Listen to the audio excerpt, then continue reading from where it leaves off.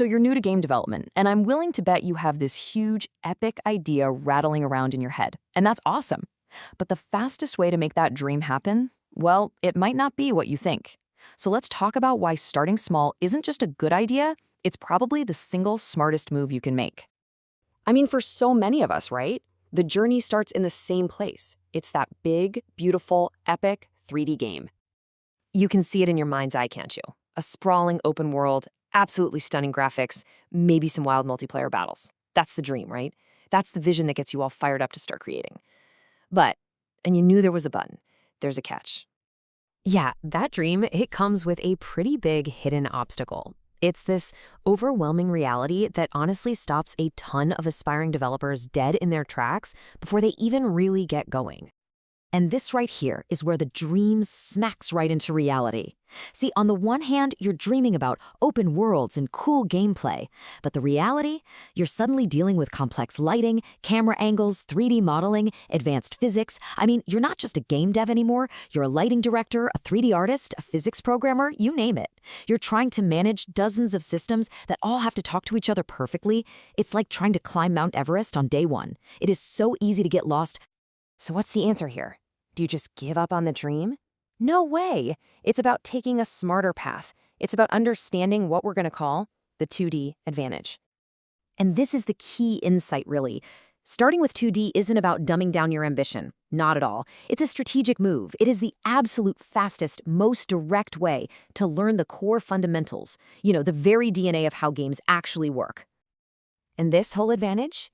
It really boils down to 3 simple but super powerful ideas that are going to just skyrocket your learning. Simplicity, focus, and speed. Okay, so first up, simplicity.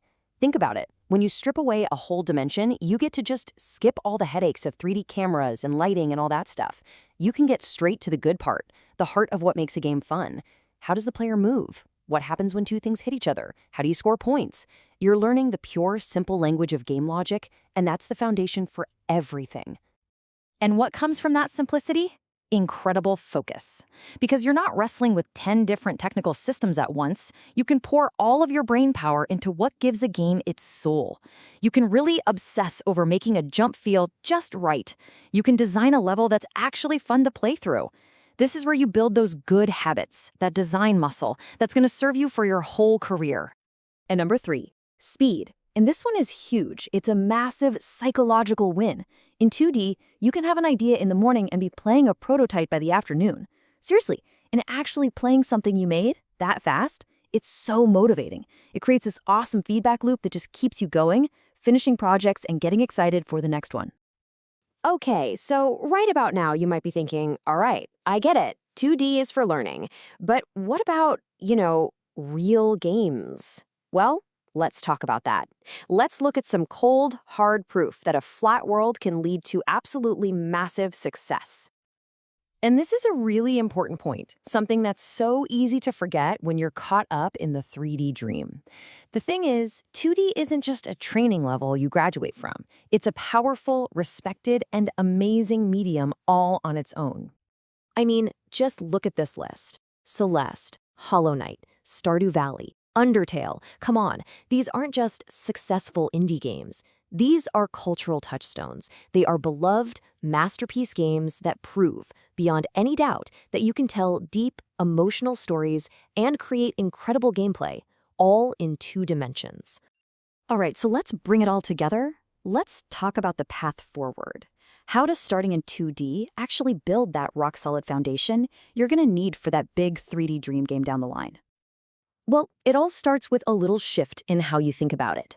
You've got to stop seeing 2D as beginner mode or easy mode. That's not what it is. It's the essential training ground.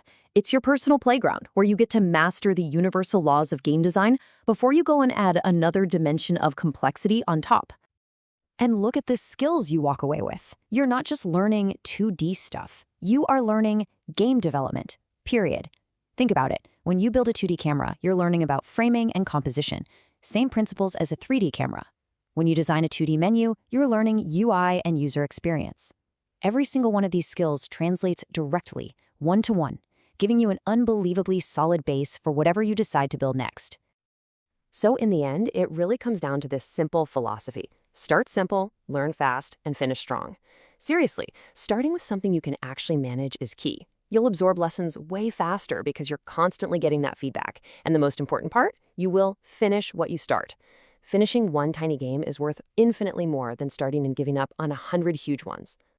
Which brings us to one last really important question for you. I want you to forget about that massive open-world epic just for a second. Instead, ask yourself this. What's a simple game, a really simple game, that you could not just start, but actually truly finish first?